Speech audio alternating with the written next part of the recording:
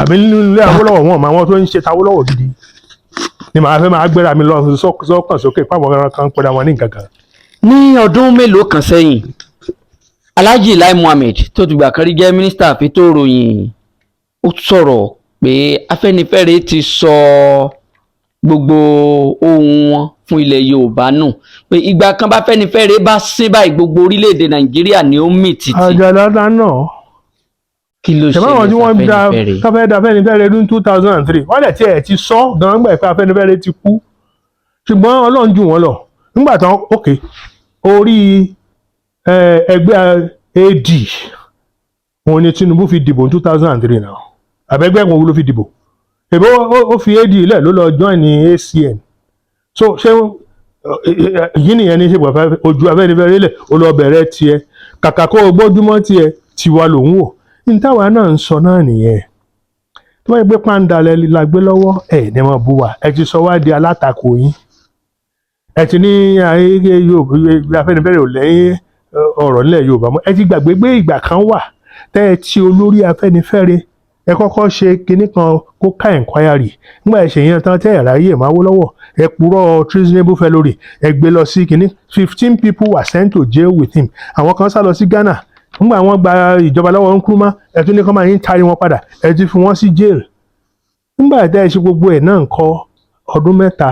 ṣé Awólọ́wọ̀ pọ̀ padà àtúnṣe òṣèlú lẹ́yìn ìgbà yẹn o ẹ tún lẹ́ẹ̀fà Awólọ́wọ̀ jẹ́ leader ó sì gbà wọ́n ò tí di 1971 kan ní àbí 70 ó lóun ò ṣe mọ́ nígbà tá a máa bẹ̀rẹ̀ òṣèlú padà 1979 ọjọ́ kejì tán announce báyìí òun ni bàbá ló dá UPN lẹ̀ ń wò dá UPN lẹ̀ UPN sì ń win nígbà yẹn o Ọ̀yọ́ Ògùn kò tí ì ṣèkìtì Ọ̀yọ́ Ògùn Oǹdó Ọ̀yọ́ Ògùn Lagos Oǹdó àti Bendel òun ni UPN ti win so ta ni Yorùbá tẹ̀lé tún máa gbọ́ mi o nígbà tó tún di ṣẹ̀báwọn ẹgbẹ́ kan wà kò sí tí wọ́n pera wọn tán àbúrò mi kò sí tí wọ́n pera wọn tán ní ayé 5 fingers of leprous hand láyé gbogbo àwọn party to the right to the left to Babangida kí làwọn ẹgbẹ́ yẹn ò pera wọn tán sọ fún mi nígbà ìjọba gidi dé ní 79 àwọn wo ni wọ́n tún dìbò fún ẹgbẹ́ kí wọ́n ti ń pè ẹgbẹ́ Awólọ́wọ̀ ẹgbẹ́ Afẹ́nifẹ́re títí dé kí wọ́n ti ń pè gbogbo ilẹ̀ Yorùbá mẹ́fẹ̀ẹ̀fà túkó ẹ wá ní kìnìún kan ṣe Afẹ́nifẹ́re ṣèbí àwọn ẹ bá dẹ̀ fẹ́ sọ̀rọ̀ lónìí pé àwọn ìbò wo ló dáa jù tó náà pè mí pẹ̀lú ọmọ ẹgbẹ́ APC kan tí ń sọ̀sọ́kúsọ mo ní ṣé ìdìbò lélẹ́ẹ̀dẹ́ lọ dì ní Ẹ̀dó ṣé ìbò lélẹ́ẹ̀dẹ́ lọ dì ní Èkìtì mú àwọn ní kó sọ àwọn ìbò tó dáa jù Nàìjíríà lọ́ba ní àti ṣeré o wọn láà ṣe ìbò tó dáa ó ní June 12 mo ní wò ó ṣe sọ tẹ̀dó tó ṣẹ̀ ṣẹlẹ̀ yìí ó ṣe sọ ti Èkìtì ó ṣe sọ tòǹdó so bí real politics bá tún bẹ̀rẹ̀ again tẹ́ ẹ pè wá sí tá a dẹ́ ẹgbẹ́lẹ̀ Yorùbá mà wọn tí wọ́n dìbò fún tá a lówó ni tá à ń fún yàn pẹ̀lú owó tẹ́ ẹ fún wọn lẹ́kọ̀ọ́ ṣé Tinubu ò lose lẹ́kọ̀ọ́ ní the last election ṣé Yorùbá ò sọ fún wa ní ìṣe pé bí Tinubu ṣe lose ní last election yìí gan ó ló bàyàn lẹ́rù ó yẹra nípa bóyá òótọ́ ni ta ló mọ̀ ṣùgbọ́n the fact remains that bẹ́ẹ̀ bá sọ pé ẹ dìbò lónìí Tinubu ó ti lose àfi tó bá ṣe àwọn nǹkan kan tí mi ní sọ lórí afẹ́fẹ́ ṣùgbọ́n nípa pé àwọn ò ní gbà kí kinní padà lọ sókè ọ̀yà. kí ni kí Tinubu ó ṣe. ó mọ tí ó ṣe. ẹ fẹ́ kí kinní yìí padà sókè ọ̀yà. àfẹ́. ṣé kí Tinubu kúkú tẹ̀ wájú. náà láéláé àwọn èèyàn wà nílẹ̀ nísàlẹ̀ ọ̀yà òbí náà tán bá gbé kinní fún ní tòbí òbí lèmi ó ṣe o pọ́nbélé nítorí pé máa gbọ́ mi àbúrò mi mo ti fi hàn ọ́ I'm in my middle 60s kí ni mo fẹ́ jẹ ọ̀rọ̀ tá à ń sọ yìí gan ṣó yẹ kí n sì máa jà ṣé lè yẹ kí n ti wọ́n àwọn tí máa gbé lẹ̀ fún but where are the young men of today tó fẹ́ jàrú ìjà táwa ń jà ní táwọn ní ọpọlọ kò bá tèmi mu torí mo mọ nǹkan tí ó dáa mo mọ nǹkan tó yẹ fọ́mọnìyàn. Tẹ́ bá ní pé kí n pe àwọn tí mo believe mo lè gbé kinní ilẹ̀ fún lónìí wọ́n pọ̀ ó nítorí àwọn bámbámú ni mo yóò mi mọ̀ pé yà ń jọmọ ẹnìkan kan mo ló pọ̀ jù ń ta. àìmọye pé Mọ́gàjí ẹ fi gbogbo eré ilẹ̀ Mọ́gàjí ẹja wá nǹkan tá a jẹ ṣé bí ń pa mí nìyí. tí wọ́n bá gbé Tinubu lẹ̀ tí wọ́n bá gbòbí lẹ̀. yàrá ìlú tí àṣìdé nu ilé mi ní yàrá mélòó ní mẹ́mẹ́ ṣé mo lè sun yàrá méjì papọ̀ ọ̀rọ̀kọ̀ nu ilé mi àbó rí. mo rí. ṣé mo lè wọ ọkọ̀ méjì papọ̀ tí má jẹ́ máa gbé kan síwájú kó mọ̀ lọ ṣé mo lè wà nù méjèèjì at the same time. tí wọ́n bá gbé Òbí lẹ̀ tí wọ́n gbé Tinubu lẹ̀ èwo lẹ́ ṣe. mo ti sọ dandan ni pé kí n ṣe Òbí. Òbí was governor for 8 years. wọ́n impeach ẹ̀ lẹ́ẹ̀mejì. nígbà tá a ṣèwádìí wa dáadáa wọ́n ní Òbí o a ní impeach ẹ fún wa ní ordinary 30 owó tó ń kọ́ bèrè kọ́kọ́ pọ̀. mo yẹ wọn sọ last fún wa 30 million ó lóun ò fún yín tẹ́ bá fẹ́ impeach mi wọ́n impeach ẹ. mo sì lọ ilé ẹjọ́ wọ́n tún dá padà. ó débẹ̀ tán ọ̀nàrà yóò ti kọ́gbọ́n ní ìsìn. mo yẹ wọn tún bẹ̀rẹ̀ sùn mọ̀ mí fún wa níyẹn báyìí ó lóun tó fún yín lẹ́lẹ́kejì wọ́n tún impeach ẹ̀. ó tún lọ ilé ẹjọ́ ó tún gba nǹkan rẹ̀ padà. pé kò tiẹ̀ gbà sí wọn lẹ́nu fóun fẹ́ fún 30 million yẹn èèyàn tèmi ni. lọ́dọ̀ mi náà ò ní sanwó kankan fún bàbá ẹni kankan. ní 2016 2017 ẹ ṣàtúntò ẹ wà lára àwọn tó gbé kinní yìí dání. bẹ́ẹ̀ni. tẹsítọ ètò rẹ̀ ní Adámàsìngbà. bẹ́ẹ̀ni. láti ìgbà náà a gbọ́ nǹkan kan mọ́ ọmọ yín sì ti wà ń bẹ̀ báyìí. ọmọ yín tẹ ló wà ń bẹ̀ 31 times. mọ́kànlélọ́gbọ̀n 31 ló lọ ilé ẹjọ́ against Ọbásanjọ́. gbogbo nǹkan tá a gbé lọ́wọ́ lórí restructuring náà ló fi sọ pé Ọbásanjọ́ gbọ́dọ̀ ṣe ó gbọ́dọ̀ ṣe ó wọ́n sì bè lọ́wọ́ rẹ̀ ó ò rí ṣe onígbà tí ìṣepọ̀ àwọn làwọn àwọn àjọba ṣé ń gba Buhari wà bẹ́ẹ̀ fọdún mẹ́jọ ṣé wàá padà wàá sọ pé Buhari o nǹkan tí mo tiẹ̀ bá Ọbásanjọ́ jà fún nínú 31 ọ̀ya ṣe nǹkan bẹ́ẹ̀ kò ṣe kan bẹ́ẹ̀ fún mi ṣó gbé sétí Buhari òun gan débẹ̀ ní ìsìn mélòó ló ti ṣe nù ẹ̀ ṣó ti ṣe kan. ìjà gbọ́ràn tẹ́mi màá wá sọ fún ṣé òun máa tó yẹ kó ṣe ohun tó ń gbé Ọbásanjọ́ lọ lé ẹ̀wọ̀n tó ń gbé lọ ilé ẹjọ́ rádà fún true federalism and restructuring ṣé òun máa ti rí ṣáàṣì nílò àtúntò mọ́ tẹ́mi màá sọ fún pé nǹkan báyìí ló yẹ kó ṣe. ṣáàṣì nílò àtúntò. Àtíkù. ṣáàṣì nílò àtúntò. yẹn ń sọ tòótọ́ ọbẹ̀ fún ẹ Afẹ́nifẹ́re ò ẹ́bà jókòó rí ká sọ pé ẹ̀yin tẹ́ ń ṣe Yorùbá nation ẹ má ṣe ó àẹ́bà sọrí Ìgbòho tó ń sọ inú ilé mi ni mo pè sí èmi mo pè é bí ẹ bá rí Sunday Adéyẹmọ kẹ́ ẹ sọ̀rọ̀ fún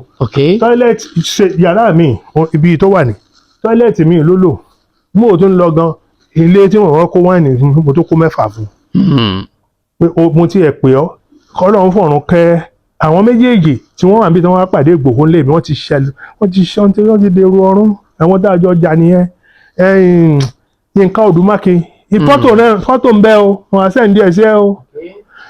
Yínká Odùmákin àti Ṣọlá làwà Ṣọlá náà ti dèrò ọ̀run mọ̀ ṣe o ń là ń sọ àmọ́jọ àti àmọ́wà tó lójú orí ṣe rere ká lè rí nǹkan gidi sọ lẹ́yìn ẹ̀.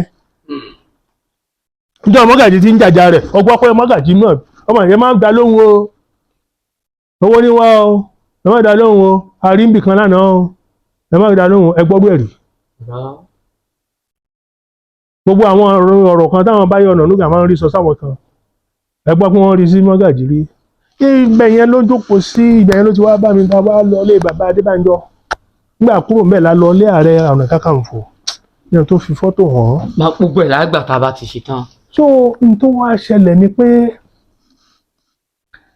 ẹ bá sọ pé ẹ má jà Ibùn Akíntóyè gan ṣèbọ́dọ̀ wa ló ti lọ he was our head of political ṣùgbọ́n kí ọ̀rọ̀ yẹn bẹ́ẹ̀ ṣe ẹ̀tàn náà ń tẹ́ gbogbo Yorùbá àti lọ United Nations àti ìrọ̀ gbogbo ẹ̀ mo tú gbogbo ẹ̀ lórí program kan tí wọ́n pè mí àpérò ọmọ Yorùbá láti Amẹ́ríkà wọ́n lẹ́yìn ìgan ẹ ṣe gọ̀ báyìí ìwé mímọ́ àwọn mùsùlùmí sọ pé afa látàkìlùn ẹ̀yin ṣe yẹ aláìní nínú lórí báyìí ẹ̀yàn ń pòwá fún yín ẹ̀sìn kówó fún ẹlẹ́ẹ̀bẹ́ yẹ rédíò àwọn Fẹ́yẹmí tó ṣe irú rédíò Kudirat èlò wọn fi ṣe nínú boot báyìí tí wọ́n transmit àbọ̀n transmit. ta ní gbogbo ta ló ń gbé Yorùbá mọ́ra. ta la mọ̀ ṣùgbọ́n gbogbo wọn tó ń complain pé àwọn ń sanwó àwọn máa ti gbọ́n. Sẹ́nitọ̀ Bánjí Akíntóyè àti Sunday Ìgbòho náà ní lọ tí ń bọ̀ tá a rí. Àwa náà sórí eléyìí tá a lè ṣe àṣe wípé. ta ló gbé Yorùbá mọ́ra tó ń gbowó yìí. ẹ̀yin Àjàlá ta náà ẹ̀yin oníwèé ìròyìn ẹnu tèmi kọ́lé ilẹ̀ ẹ̀dì gbọ́ ẹ lọ bá àwọn tí wọ́n gbowó lọ́wọ́ wọn. Victor Taiwo mo fẹ́ rántí lẹ́ẹ̀kan mo pe òun náà àjọ ṣàpérò náà ni àjọ wà ní táwọn meeting ni. n ò ní fi ṣe pé àwọn ẹgbẹ́ Afẹ́nifẹ́re gan tó wà ń bẹ̀ ojú méjì àti mẹ́ta lọ gbogbo aláṣẹ wà ń bẹ̀ wà well over 40. So that's to tell you pé mo pe gbogbo Yorùbá ni ẹgbẹ́ 14 ni mo pè. ṣùgbọ́n nígbà tí Sunday Adéyẹmọ Sunday Ìgbòho bẹ̀rẹ̀ ìjà yìí tó ń ti bàbá. mo ní mo mú yàn lọ bá Ààrẹ Ọ̀nà Kakanfò. ibà. lẹ́yìn ìgbà tó gbogbo ẹ̀ wá dá tó di nǹkan wọ́n láwọn ò rẹ́ nìkan mọ́ bó ṣe di pé Sunday Ìgbòho di èrò ẹ̀wọ̀n ní Benin Republic. àwa láti gbálẹ̀. bó ṣe di pé bàbá ẹ̀ tí ìbá ṣe bàbá Ọbásanjọ́ àti bàbá Adébánjọ ló gbà wọ́n lẹ̀ lérí àhámọ́ ibi tó ń wà lọ. Sẹ́nitọ̀ Bánjí Akíntóyè náà àwọn náà dèrò ọ̀hún wọ́n láwọn láti fi Nàìjíríà lẹ̀ kí wọ́n mọ̀ bá a pa àwọn páwọn àgbààgbà Yorùbá kan gan ló fún àwọn lámọ̀ràn. irọ́ tí wọ́n ń pa káàkiri tó bá wù yín ẹgbọ́n ta ló fẹ́ kí n Yorùbá tí náà tán ẹ fẹ́ akínyẹ̀wò ṣe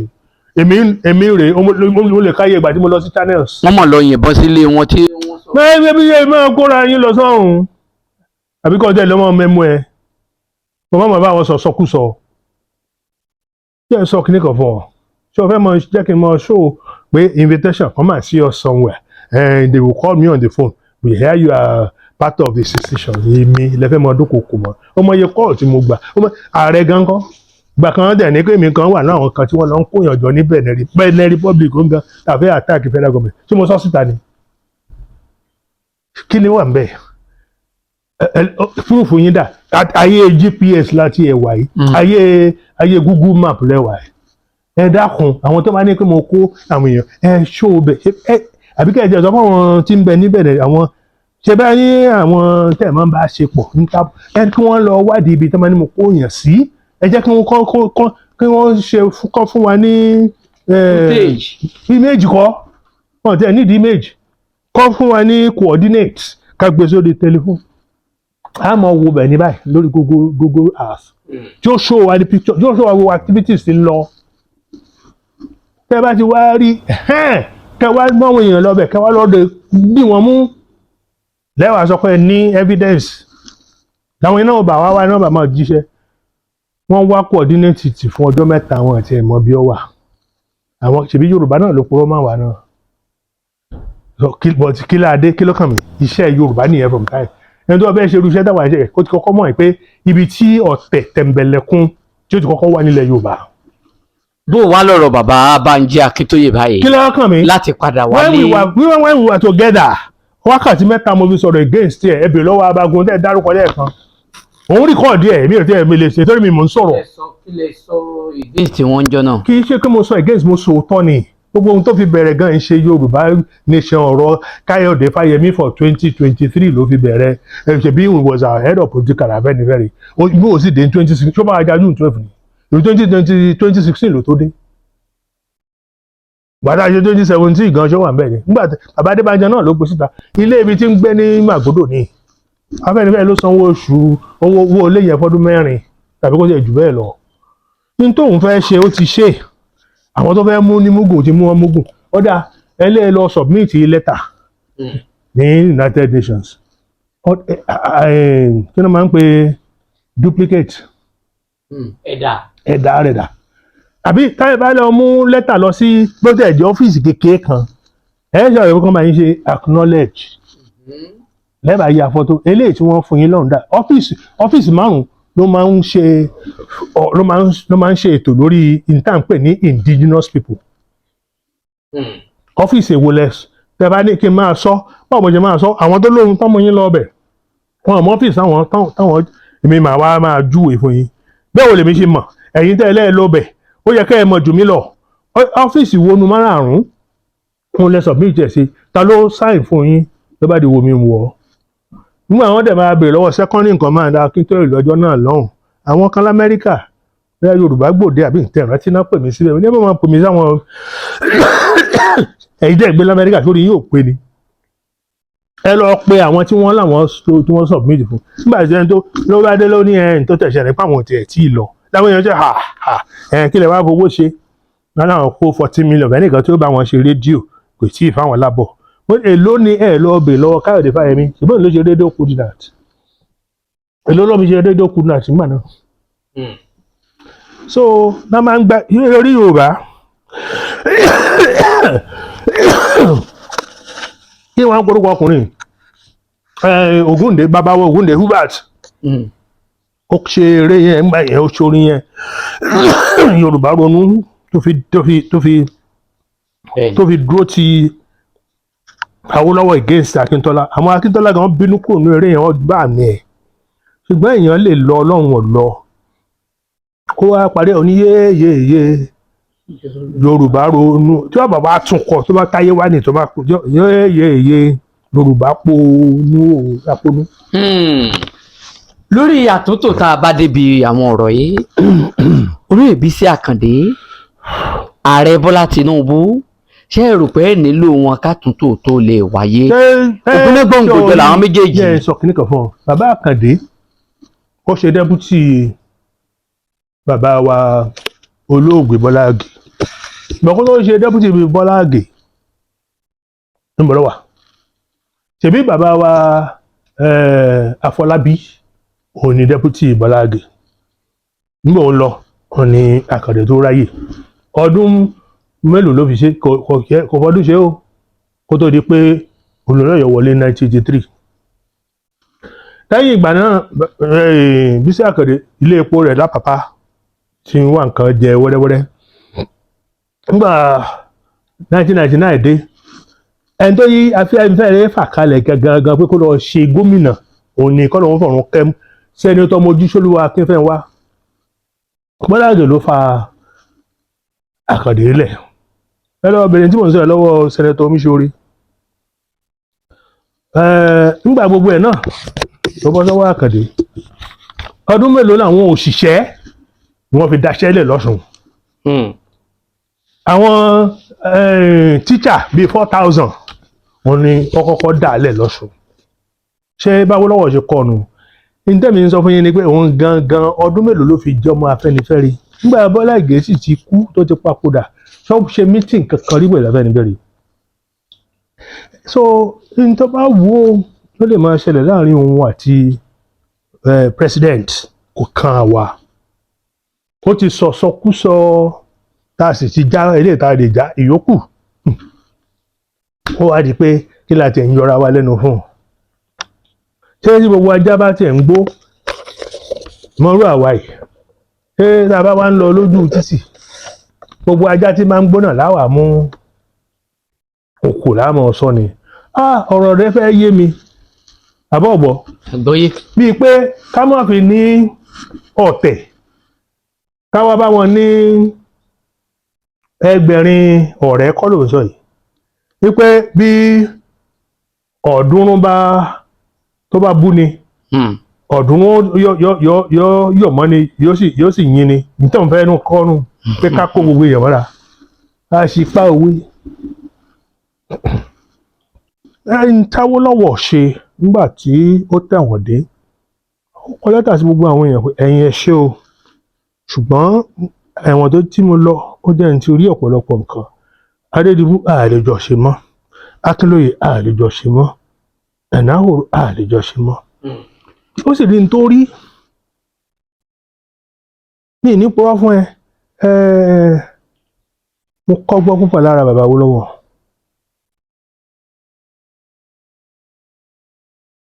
wọ́n ní ká kú lọ́mọdé pẹ̀lú iyè àtẹ̀yẹ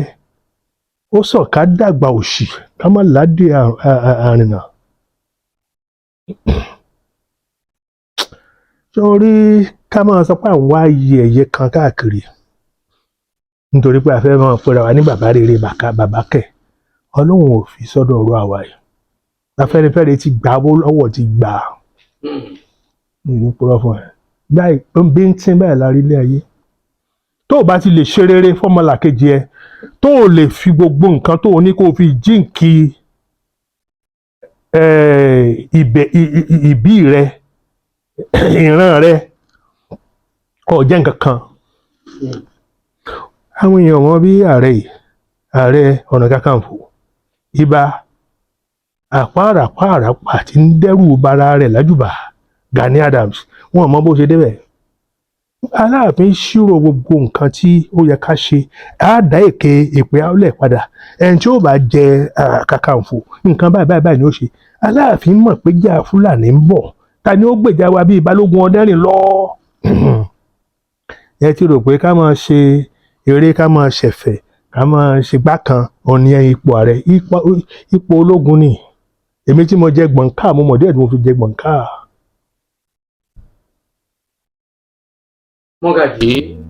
N táwa ń fẹ́ ni pé ẹ ń bá lè sọ pé mo fẹ́ dúró tilẹ̀ mi. Àwọn èèyàn wòye pé Ààrẹ Ọ̀nà Kakanfò gan-an àwọn gan-an dákẹ́. Wọ́n ní Sunday Igboho ló ń ja ìjà òun ní lọ ní ń bọ̀. Máa gbọ́ máa fi ọ̀nà 6 tó ti fi kọ lẹ́tà fáwọn gbogbo gómìnà ẹ tì mí lọ́wọ́ o. Àwọn èèyàn ní bóyá kí Buhari má bàa wádìí owó ẹgbẹ́ bá wa tọ́pa epo. Àwọn èèyàn tí ò gbọ́n tí ò lọ́pọlọ kan lórí ibi tí wọ́n ti fẹ́ mú nìyẹn. Èsùn dọ́kọ̀ fi kàn ní pé tó bá tí iṣẹ́ ìsọgbọ́n tó ṣẹlẹ̀ fún wọn ní 2015 ààrẹ ó gbà mí láàyè láti sọ kínní. Àwọn ibi tí OPC ní ẹ̀yà dé wọ́n tó bí 26 ní gbogbo Nàìjíríà títí d'Àbújá. In fact ọ̀gá OPC l'Àbújá là ń pè ní Wọlé ọmọ ńlá ni Wọlé. Gbogbo wọn lọ mẹ́ẹ̀ tí ìtẹ́ ṣe tilẹ̀ Yorùbá. Àwọn kan wá tọwọ́ bọnú APC wọ́n fún àwọn kan lówó owó bántibántí kan fi láwọn ò ṣe ti Gani mọ́ nítorí pé kò ṣe ti Buhari ní 2015 ó sì mọ̀ díẹ̀ tó wọn ò fi lè ṣe ti Buhari. Kí nìdí? Kí nìdí? Yóò dáa fún ọ. Nígbà tí a kó gbogbo àníyàn wa lórí pé ká ṣe 2014 confab Jonathan kò fẹ́ ṣe Afẹ́nifẹ́re ló mú lọ́wọ́ báyìí ló kò ṣe ó sì gbélé wa lọ́wọ́. Embassy fẹ́ mọ Afẹ́nifẹ́re dáadáa tó bá fẹ́ mọ̀ wá dáadáa yóò mọ̀ pé OPC is the military arm of Afẹ́nifẹ́re Afẹ́nifẹ́re ò bá mọ̀ lóko. Torí gbogbo pé Gani jìyà 41 months in detention 24 months lọ́dún kan 41 months ní Gani lò ní detention káàkiri gbogbo Nàìjíríà wọn sì dájọ́ ẹ̀wọ̀n fún báyìí rí njọ́ kan wọ́n jẹ́ ó wà ńbẹ̀ tán fìyà jẹ lọ 41 months táwọn tán bá rẹ́jọ́ sí lẹ́yìn ṣé wọ́n ní ti sọ sẹ́wọ̀n ẹni tán fẹ́ pa gidi ni ṣùgbọ́n òótọ́ òun ló ń gbéga. Now àjọ lọ sí confab ní 2014 mo ń sọ tòótọ́ fún ẹ lónìí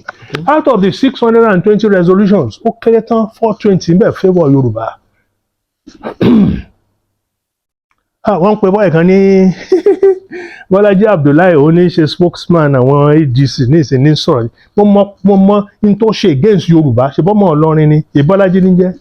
ó wo Professor Akínyẹmí ń jọkàn láì ọmọ àgbẹ̀ Afẹ́nifẹ́re tí wọ́n fi ṣe co-chair ó ní ó dé nìyẹn kí Prof Mark Yorùbá ló ń sọ ó dé ní ìmọ̀ bọ́yọ́ gbọ́n nǹkan mi o ó ló dé nìyẹn láwọn èèyàn tiẹ̀ ló máa ń pè kì í pé àwa èmi Yínká wá pè Bọ́lájí Yorùbá mà ní ẹ̀ àbòmọ́ tó ń sọ kò mọ̀ pé àwọn èèyàn ń bẹ lẹ́yìn o. Sórí àwọn ìjà táwọn Gani jà ó pọ̀ iṣẹ́ tán wá gbé fún Gani níwájú Ọlọ́run wájú èèyàn ẹnìkan tán ń pè ní Oronto Douglas wọ́n rẹ̀ ń bó ti papòdà ní ìsìnkú ọ̀run fọ̀run kẹ́ ló wáyé kó ti papòdà òun ló pe Gani pé problem tá a ní jù is our pipeline gbogbo pipeline tó ń bọ̀ láti wọlé dẹ́kọ̀ wọ́n á ti dá láti Ondo state láti Edo state wọ́n á ti dá kò tẹ̀ ní dé Gàtí gas kò ní dé Ẹ̀gbin kò ní dé Ndepo jọ a ti ṣe títí ìwọ ló lè bá a ṣe. Gani nígbà tí àwa ẹ̀ wà ń bẹ̀ tẹ́ ẹ lọ ń pe àwọn èèyàn láti outside Yorùbá land wọ́n ní o ti bu wa lọ́wọ́ jẹ́ ká ṣe é. So tí n bá wá sọ kínní kan fún ẹ tó bá ti kúrò lọ́dọ̀ mi ni wọ́n lọ sọ́dọ̀ ibà mo lè pé gan kí n sọ pé ibà jọba ń dá ọmọkùnrin lóhùn òun ni pé Jonathan sọ kọ́bọ̀ ó gà ní kó tó di pé kúrò mẹ́ wọ́n wá gbé yẹn lọ sí EFCC wọ́n gbé gbogbo ẹ̀ lọ àwọn yẹn wá ṣe investigation nígbà tí wọ́n wá rí gbọ̀ngàn pé ṣe ló tún dàbẹ́ ní pé wọ́n fẹ́ bá ti Gani jẹ́ tán gbówó ńláńlá fáwọn èèyàn pé kó má ṣe tiẹ̀ mọ́ pé wọ́n ò rí owó kankan gbà lọ́wọ́ wọn ò rí owó kankan wọ́n san owó kankan fáwọn OPC so ìgbà tí gbogbo ẹ̀ wá tó wá jáde so wọ́n ṣe wáyé fẹ́ gọ́ọ̀mẹ̀ntì Buhari ṣe wáyé invite Gani pé ṣòótọ́ náà sanwó ó náà sanwó kí ni bill ó sì fi bí iṣẹ́ tá a dẹ̀ ṣe ó dẹ̀ tún wá ṣò wọ́n pé oye ìgbà báyìí ni wọ́n máa ń ṣe wọ́n máa ń bẹ pipeline lọ́sẹ̀ tí kì í ṣoṣù bàtà àwọn ẹlẹ́ ṣe tán ẹ wò ó bí nǹkan kan bẹ́ẹ̀ bá tún ń ṣẹlẹ̀ mọ́ wọ́n wá fún ní public apology ibi tí Ọlọ́run ti wá mú wọn nìyẹn public apology yẹn ò ní ààrẹ wá send through ẹnìkan lọ́ba fún olórí oko yìí pé ṣé ẹ rí o àwọn ganan tún ìyẹn bá rí òkè ẹ lọ sanwó Gani fún owó yẹn gan wọn san pé nígbà tí Gani tún máa èèyàn ní ibà nígbà tí ó gba owó yẹn hòtẹ́ẹ̀lì ní ibà ló lọ ó dẹ̀ pé owó press ó pé gbogbo àwọn OPC leaders owó rèé o owó náà láàgbà gbogbo payment rèé o ṣẹ́yìn press ẹ ti rí o some of the pressmen never wrote about it till tomorrow ẹ̀yin gan oníwèé ìròyìn lẹ̀ ń dákún ọ̀rọ̀ Nàìjíríà so ẹ̀yin àgbààgbà OPC kí ni ká ṣe ẹja pin àná mi ní ẹ mọ̀ pin lójú gbogbo yẹn ni o ṣùgbọ́n mo nílẹ̀ kan bì kan mo fẹ́ fún ẹgbẹ́ as at that time o ṣe ń gbọ́ o ààrẹ ò tí ì move sí ilé tó wà níbí yìí o inú kùrú kan ló sì ń gbé o ó ní ilẹ̀ yẹn lòun fẹ́ kọ́lé sí ó ní ṣùgbọ́n nǹkan kan tó ń sọ fún òun ni pé wọ́n kọ́lé yìí àárín ìgboro nílẹ̀ wà ibi tó dà níkẹjà ẹ jẹ́ ká kọ́ ibì kan ká pè ní Odùduwà house pé orúkọ tá à ń jẹ́ orúkọ Oòduà òun ló máa ń kó wa yọ kí la fún Oòduà wọ́n dẹ̀ tí ì sọ Oòduà state wọ́n tí ì sọ Oòduà nation ẹ jẹ́ akọ́ ilé ìkápẹ́ wọ́n bá rọ́pò àtẹ́wọ́ ilé yẹn ni mo ti lọ ṣe meeting lẹ́jọ́ mẹ́ta ẹ̀ fún gbogbo àwọn delegates tó ń lọ sí Àbújá fún àpérò tá a fẹ́ ṣe ní 15th màá fi photograph ilé yẹn gan màá send ẹ̀ sí ẹ 5 stories wọn ti ń kọ́ láti ìgbà yẹn wọ́n ṣe parí ẹ̀ ni bẹ́ẹ̀ ni pé mi gan mo jábàálẹ̀ ilé yẹn ni ibi tí wọ́n fowó yẹn ṣe nìyẹn o so ẹni gangan tí wọn ò bá dùn jù láti kó páńpẹ́ àti ṣẹkẹṣẹkẹlé lọ́wọ́ ní ààrẹ ṣùgbọ́n Ààrẹ Ọ̀nà Kakanfò ilẹ̀ Yorùbá ni mo dẹ̀ sọ wípé ẹ̀ẹ̀mẹ́fà ó díndín òun ló lọ bá àwọn gómìnà ó tún kọ lẹ́tà sí wọn pé ẹ ṣígun fún mi kí n ó dẹ̀ sọ fún wọn tí n bá lé gbogbo àwọn Fúlàní lọ lóṣù mẹ́fà ẹ fọwọ́ rẹ̀ mi mú ṣé tí wọ́n á sòótọ́ kan fún ẹ gbogbo Àmọ̀tẹ́kùn gan tá dá sílẹ̀ gbogbo nǹkan tá a fi defend Àmọ̀tẹ́kùn mi tí mo kọ́ ni ààrẹ ẹ̀dá ilé tí mo kọ́ òun ló lọ fi jíṣẹ́ nílé ìgbìmọ̀ asòfin lẹ́kọ̀ọ́ èmi lọ defend ẹ̀ ní House of Chiefs ní Ìbàdàn the same ẹ̀dá yẹn náà la mú káàkiri gbogbo assemblies ilẹ̀ Yorùbá most of it náà ni wọ́n múlò ẹ̀ bá lọ ọlọ́pàá o ìtàá sójà ní ẹ lò báyìí ní ẹ ṣe gbogbo ẹ̀ ni la ṣe mo sọ́tọ̀ gan lọ́yọ̀ọ́ àwọn tó wà ní high table wọ́n pè mí níjọba Ṣèyí Mákindé ni pé kí n máa bọ̀ ní high table so ìbálá pé commitment dẹ̀ sílẹ̀ Yorùbá òpó méjì tí àwọn gómìnà ti dáhùn kínní yẹn wípé ok àṣìgùn fún ẹ ìdú ẹ̀rí bó bá lọ ń ṣe ju eléyìí tó ń ṣe lọ eléyìí tó sì ń ṣe gan àgbọ́dọ̀ sọ síta torí tí wọ́n bá sọ ọ̀tọ̀ nìkan tí ó dà ọmọkùnrin kan lẹ́njọ́ mẹ́ta ló lọ pa Fúlàní kan tí yẹn pàyàwó rẹ̀ sórí oko wọ́n ní kó yẹgi fóònù náà ní Nàìjíríà yìí ẹ sọ̀rọ̀ àbùkátà kan gan gbé òun náà wọ́n yẹ fẹ́ gbé Ìgbòho òun lẹ fẹ́ ẹnìkan péré láti ní nìyẹn o so náwọn ìjọba yín bá láwọn ṣígun fún then he has the cover anywhere tó bá lọ àṣẹ́gun nǹkan tó bá ṣe ẹ̀yin gómìnà lẹ́wà lásán pé kó lọ ṣe. lórí ọ̀rọ̀ ètò ààbò tẹ́ ẹ mẹ́nu báyìí àwọn gómìnà gbé Àmọ̀tẹ́kùn kalẹ̀ lóyìí tí bí àwa yìí náà tí ó sẹ̀yìn yín ìjọba àpapọ̀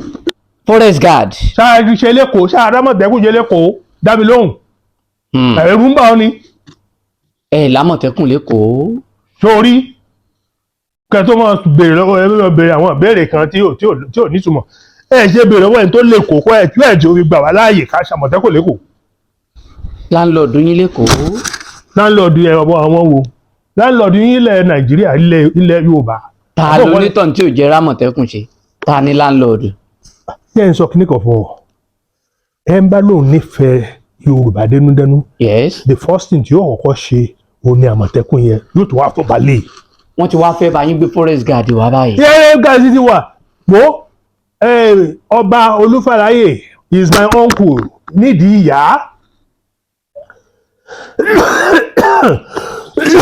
ìjọ tó bá ní wọn sọ fún wọn pé mo sọ pé 1949 ni wọ́n bẹ̀rẹ̀ school lọ́ndọ̀ ìyàwó uncle Sam Aládé tó jẹ́ ẹ̀gbọ́n màmá tó bí èmi ní Àkúrẹ́ 1949 ilé grandfather mi Chief Aládé Ẹ̀jẹ̀mẹkẹ Àkúrẹ́ òun ni ó gbé dàgbà. ìlú gan tí wọ́n ti wá jọba sí ìlú Àbò was established by my grandfather in 1925 so he's my uncle. so kí la wá fẹ́ sọ. forest guard. òun ló sọ pé ká lọ lo forest guard pé òfin yẹn ti wà sílẹ̀ tó dẹ̀ jẹ́ kán gbé ìbọn. lọ́rọ̀ kan forest guard ti wà kí yíyí Tinubu tó sọ bẹ́ẹ̀ ó dẹ̀ aláwọ̀ pé ká máa gbébọn. ìyẹn ni máa gbọ́ àwọn màlàmí fẹ́ ṣe òórùn tọmọdé sóko fún ẹgbẹ́ ẹ̀ wọ́n láì gbọ́dọ̀ ní Western regional network. wọ́n lọ ṣe ní state by state aláàfẹ́ ṣé n sọ díẹ̀ fún ẹ. wọ́n fẹ́ bíríkì ilẹ̀ Yorùbá ni nǹkan tó ṣẹlẹ̀ ní Èkìtì yẹn bóyá Oǹdó àti Ọ̀yọ́ nìkan náà bá ti rí ṣe torí àwọn méjì tó jókòó tì gidi pọ́n láti ṣe kọ́nà wọn fọ̀rọ̀ kẹ́ Àkẹ́tì àti gómìnà Ṣèyí Mákindé. mo wà ńbẹ̀ níjọ́ tí gómìnà Ṣèyí Mákindé ń sọ pé ká má ní pé ká má ṣe Western region ó ní òun sọ ọkọ̀ ọjọ́ ìṣẹ̀lẹ̀ o. wọ́n dábàá rí àwọn dánadáná yìí ní Ọ̀yọ́ wọ́n tó máa lé wọn ó ní Ọ̀ṣun ló máa lé wọn sí torí Ọ̀ṣun ló súnmọ́ Ọ̀yọ́ jù. ó lóun tún lè sọ pé òun lé wọn sí Ṣàgámù ó lóun máa lé wọn lọ sọ́ṣun ni. wọ́n dáwọ́ dá Ọ̀ṣun tán bá ní Àmọ̀tẹ́kùn níta ló fẹ́ gbà wọ́n ta ló fẹ́ tẹ́kẹ́ àwọn tí táwọn bá lé wọn sọ́ṣun ó láwọn á lé wọn sọ́wọ́ Àmọ̀tẹ́kùn tó ń bẹ ní àwọn ó sì ti sọ fún Àmọ̀tẹ́kùn tó wà lóńdó pé wọ́n ti lé wọn. tí Ọ̀ṣun o wọ́n ti lé wọn ní àná máa lé láti Ọ̀ṣun ni wọ́n lé wọn sí Oǹdó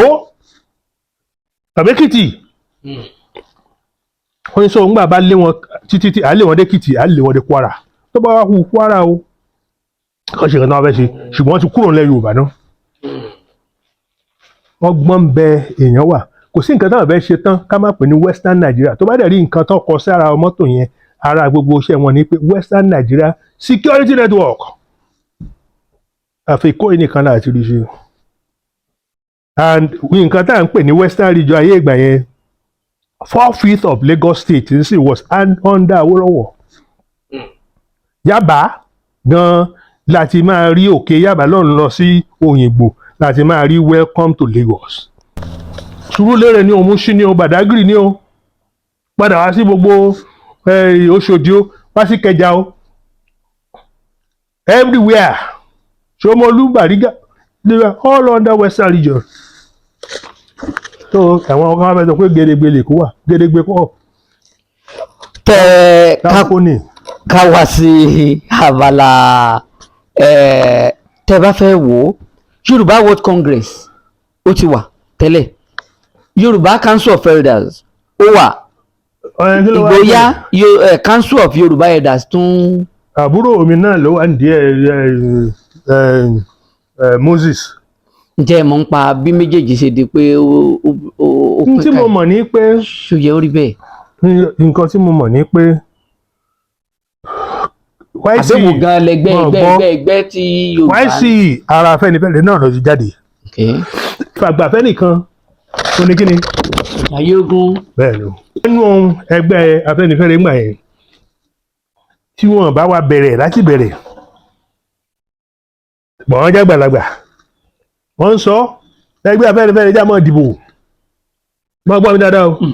ẹ já mọ́ dìbò lọ́dún mẹ́rin torí Bọ̀dá bàbá rẹ̀ Afẹ́nifẹ́re bàbá wọn kú ní kékeré, wọ́n ti ṣe rẹ̀ fún bí 11 years bàbá wọn kú.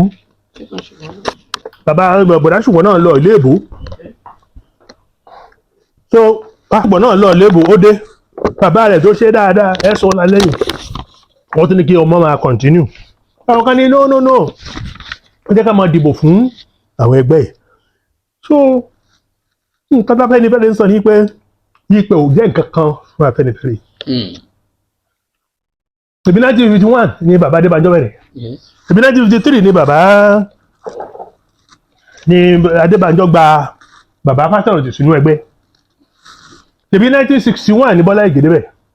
Bọ́lá Ìgè became deputy leader. Even Fáṣọ̀rántì became leader before Baba Adébánjọ. Yes, Baba Adébánjọ was one of the founding fathers. Ẹ bá fi lè wà ń bẹ̀,